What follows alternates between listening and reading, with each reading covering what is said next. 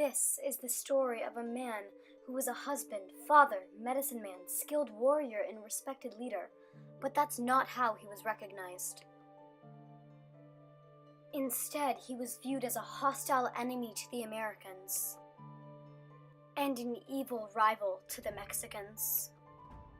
This is the life of Goyakla, more commonly known as Geronimo. Juana and Taklashim were members of the Bedonkohe tribe in Nodoyan Canyon, Arizona, in the United States. They had 3 children and were preparing for their 4th one. A few months later, Juana gave birth to Goyakla on June 1st, 1829. He became the 4th member in a family of 4 boys and 4 girls, and spent his childhood in his beloved homeland. Goyakla spent his early years being raised and instructed under Apache traditions. His mother taught him tribal legends and the discipline of praying to Usan for strength, health, wisdom, and protection. His father told him of brave deeds done by their tribal warriors and the dangers and thrills of warpath chases. Like other Apache children, Goyakla was taught about how to find food, water, and how to survive on his sacred homeland. At the age of 17, Goyakla joined the Council of Warriors and began to leave his childhood behind. Goyakla also married Alope at 17 years old, which was in the year 1846. They had 3 beautiful children and were very happy. In 1858, Goyakla suffered a tragedy that would influence his decisions for the rest of his lifetime.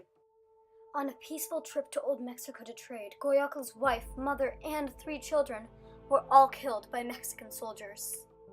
Goyakla wanted revenge on the Mexicans and continued to seek revenge for decades to come. Soon after, Goyakla heard about some white men coming to measure land close to his homeland. Despite speaking different languages, the white men and the Apaches made a treaty promising to be brothers and began to trade with each other. Still seeking revenge on the Mexicans for the murder of his family, in the summer of 1859 a battle broke out between the Apaches and the Mexican soldiers. It is said that Goyakla got his nickname Geronimo from the Mexicans at this battle.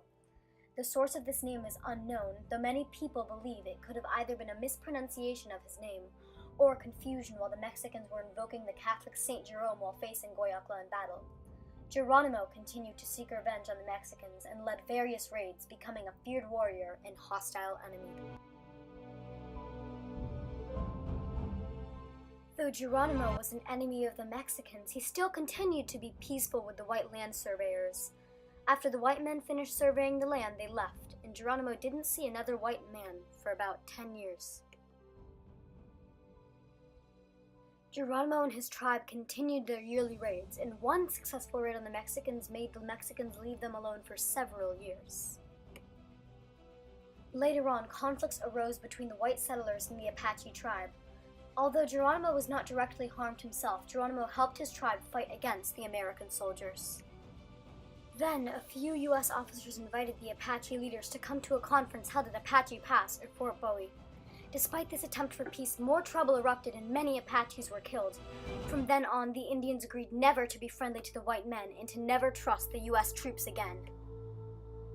In 1881, Geronimo was forced onto the San Carlos Reservation but managed to escape. In 1882, when Geronimo went to the Sierra Madre Mountains on a raid, he and his warriors were surrounded by General George Crook's troops and forced to surrender to government authorities. General Crook made a large effort to keep Geronimo on the San Carlos Reservation, but Geronimo, determined as ever, broke out yet again, accompanied by a few of his most loyal warriors and their families in 1885. Geronimo and his tribe conducted their most aggressive, ruthless, and bloodiest raids, fighting for their homeland, their freedom, and their lives. General Crook pursued them yet again and finally managed to catch them in the Sierra Madre Mountains, where he convinced Geronimo to give up on March 25, 1886. As Geronimo gave up, he completely understood that he and his people would be shipped off to Florida as a punishment.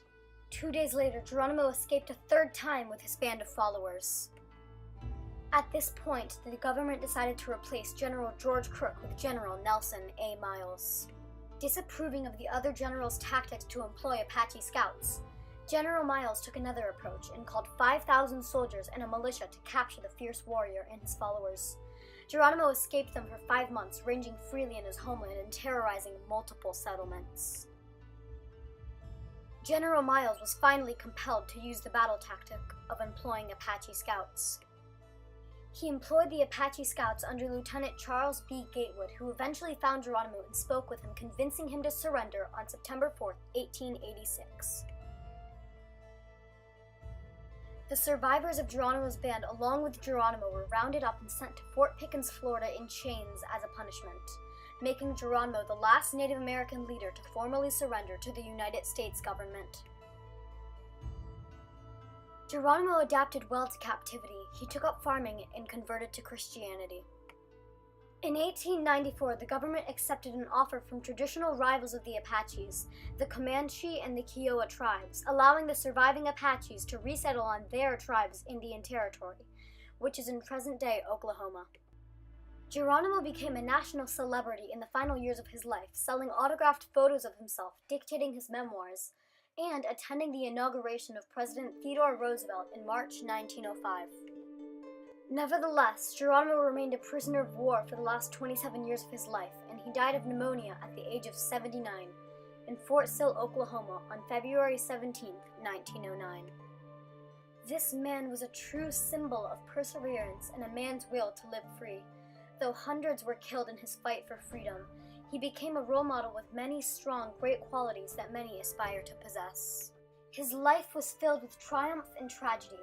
His capture was a triumph for America.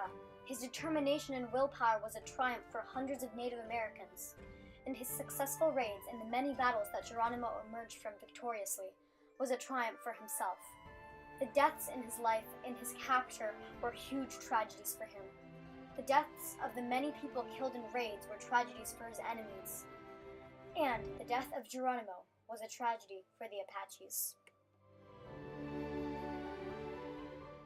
This man changed history in a way that can never be undone. Though he was never a hereditary chief, he was one of the strongest Apache leaders ever to live. He gave Native Americans hope and influenced them to persevere. He showed many people how strong willpower can make you, but he also killed hundreds of people and terrorized settlements. Whether this man should be classified as a willful hero or a merciless warrior is for you to decide.